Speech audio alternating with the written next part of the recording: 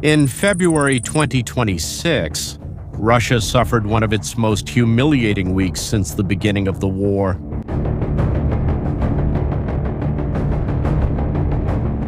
It retreated on two fronts, losing in weeks what had taken months and thousands of soldiers to conquer. And what was left? Well, it revealed an army in tatters.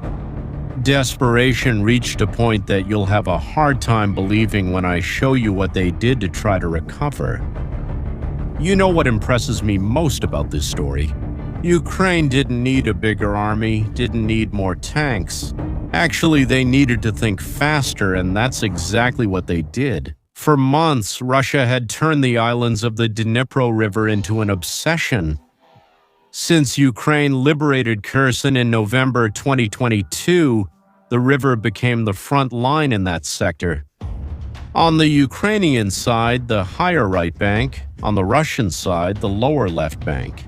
And in the middle, a group of small swampy islands without much touristic or economic value, but with a military value that the Russian command decided was worth any price. From these islands, the Russians could launch drones against Ukrainian positions on the bank. They could attack the city of Dnipro. They could use the islands as a forward base, as eyes and ears closer to the enemy. For the Russians, whoever controlled the islands controlled the river, and whoever controlled the river controlled that sector. The problem is that this logic ignored one crucial thing. Ukraine also calculated. The Russian campaign to take these islands during 2025 was brutal.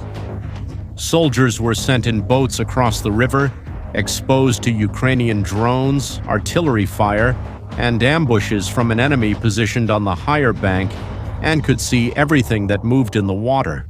According to Ukrainian estimates based on intelligence data and statements from captured prisoners, up to 5,000 Russian soldiers died just in the operations related to the Dnipro Islands. Over the course of 2025, 5,000 for islands that would fit into a few blocks of a small town. And even after taking those positions, the situation didn't improve. The soldiers on the islands were completely isolated.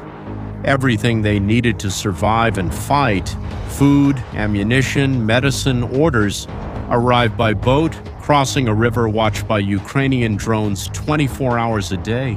Prisoners captured by Ukraine said they couldn't get food or drinking water on the islands, that they drank water directly from the river, that boats tried to reach them and were destroyed before making it to the shore, and that the command seemed not to understand or care about what was happening down there. Ukraine understood very well. While Russia insisted on holding the islands, convinced it had achieved something important, the Ukrainian command was looking at the same situation and seeing an opportunity, not to attack the islands directly, not to cross the river and face the Russians on their own ground, but to do something smarter, more surgical, and ultimately much more devastating. They developed a three-phase plan. The first phase didn't touch the islands, completely ignored the soldiers there.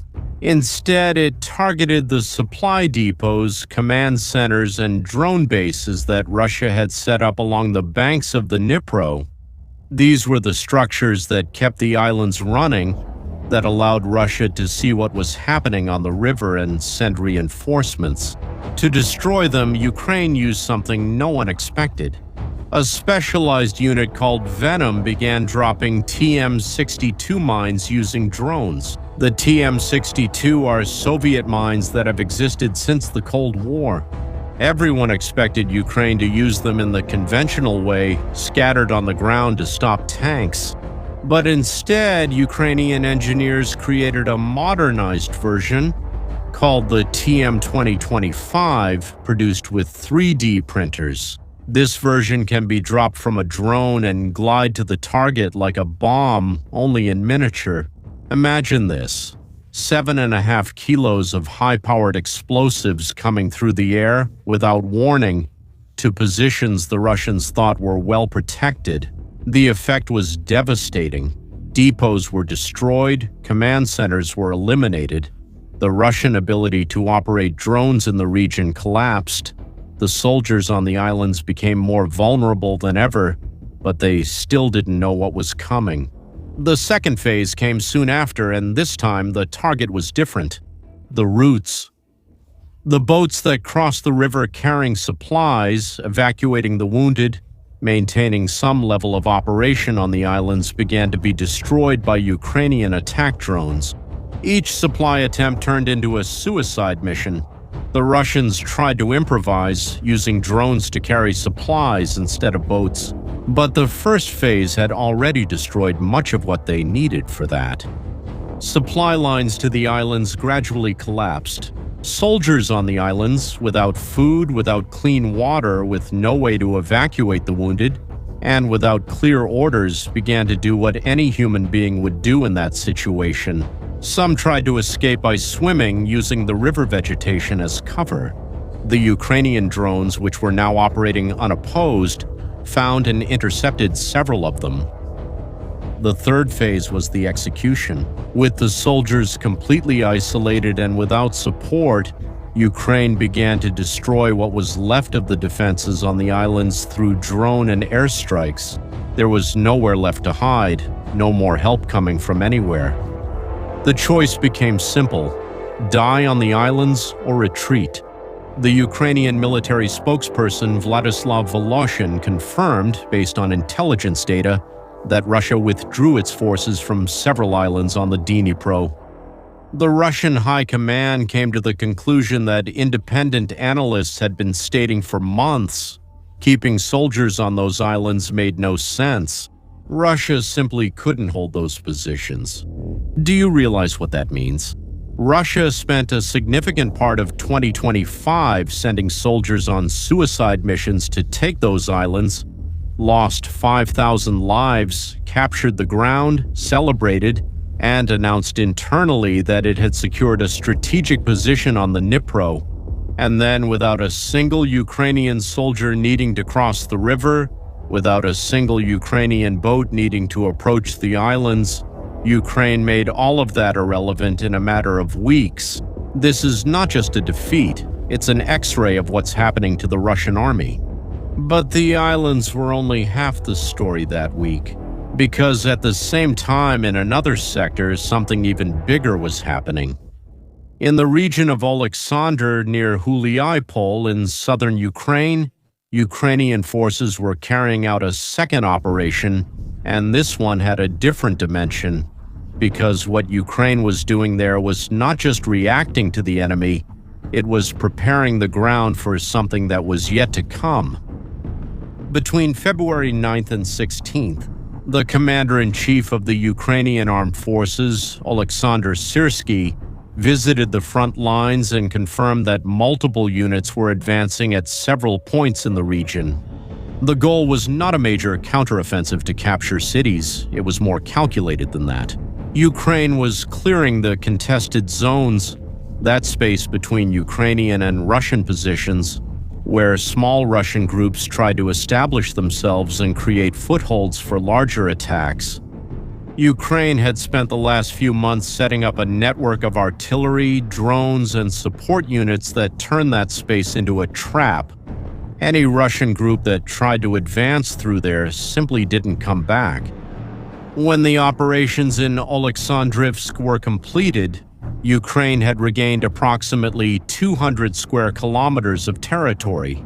It was the largest territorial reconquest by Ukraine since the counteroffensive of 2023. And to put the size of this into context, this area is equivalent to all the ground Russia gained during the entire month of December 2025. Russia spent an entire month to gain what Ukraine took back in a week. But there's a factor that amplified all of this and needs to be understood for the story to make complete sense. Because what happened to Russian communications during that period wasn't just the loss of one system, it was 3 systems going down at the same time. The first blow came on February 5th, when Elon Musk confirmed that SpaceX had blocked Russia's unauthorized use of Starlink. Starlink is the satellite internet system that Russian soldiers use for practically everything on the front line. With access cut off, a large part of Russian operations stopped instantly, but there's a detail that almost no one covered. Russia had blocked Discord, a voice and video communication app, back in 2024. And to get around that, Russian soldiers had found a solution. They used Starlink to bypass this block and keep using Discord to coordinate drone attacks in real time. When Starlink went down, Discord went down too. One problem led to another. Then, between February 9th and 10th, the Russian government itself restricted Telegram, the most used messaging app by troops on the front line. Officially, they said it was due to legal violations. In practice, the Kremlin wanted to push citizens toward a state-run app that it could monitor.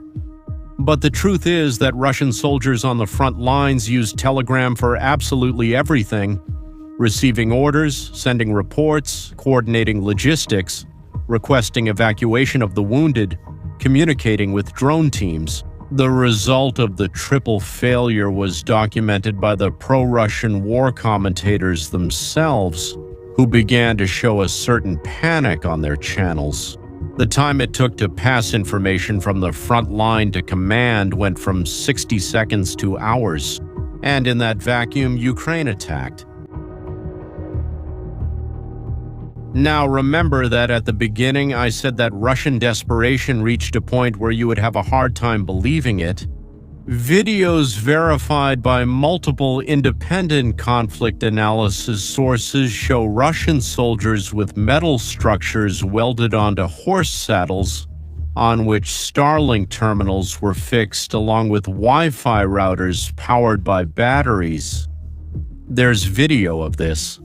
One of the soldiers filming the equipment says in Russian that the connection is working and that everything is great. An army with enough nuclear warheads to destroy the planet several times is putting satellite internet on horses to be able to communicate to command where their soldiers are.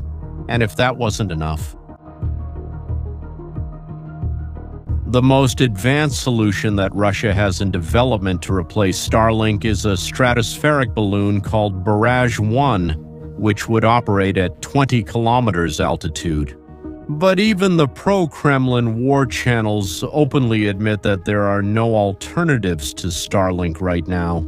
The Russian satellite constellation was scheduled for 2025. It has been delayed to 2026, and it only has 6 experimental satellites in orbit. The horse with Starlink isn't just a bizarre story. It's the perfect image of what's happening with the Russian army. It's a force that has become dependent on technologies it doesn't control, that it can't replace, and that can be shut down by a decision made on the other side of the world. While this is happening behind the scenes with technology, do you know what the Russian generals are saying publicly? General Gerasimov stated that Russian forces had captured more than 500 square kilometers since the beginning of the year. Independent analysts found evidence of less than half of that. The pro-Russian war commentators themselves called the official reports a parallel reality, publicly contradicting their own generals with maps and data instead of propaganda. The Russian army is not just losing battles, it is losing the ability to see itself honestly. And that's exactly why what Ukraine did in February isn't luck. It's a plan with its eyes on the summer. Russia is gathering forces for a major offensive in the coming months, aiming to advance on strategic cities in eastern Ukraine. The idea is simple: use volume, more soldiers, more artillery, more pressure, until the Ukrainian defense gives in. It's the kind of war that a larger army naturally prefers. The problem is that for this offensive to work, Russia needs starting positions, territories close enough to the cities it wants to attack to organize the advance, and Ukraine has just taken most of those territories. Stop and think. An army that crossed borders in 2022 promising victory in days reached 2026, putting Starlink on the backs of horses just to be able to communicate. Meanwhile, Ukraine uses Soviet mines and 3D printers to make glide bombs, which cost much less. Now, I want to ask you a question. What impressed you the most in this story? The island plan, the collapse of Russian communications, or the horses with Starlink? Leave your answer in the comments. If this video made you see something you hadn't noticed before, share it with someone who follows the war. And if you haven't subscribed to the channel yet, subscribe now so you don't miss the analysis coming up next. See you next time.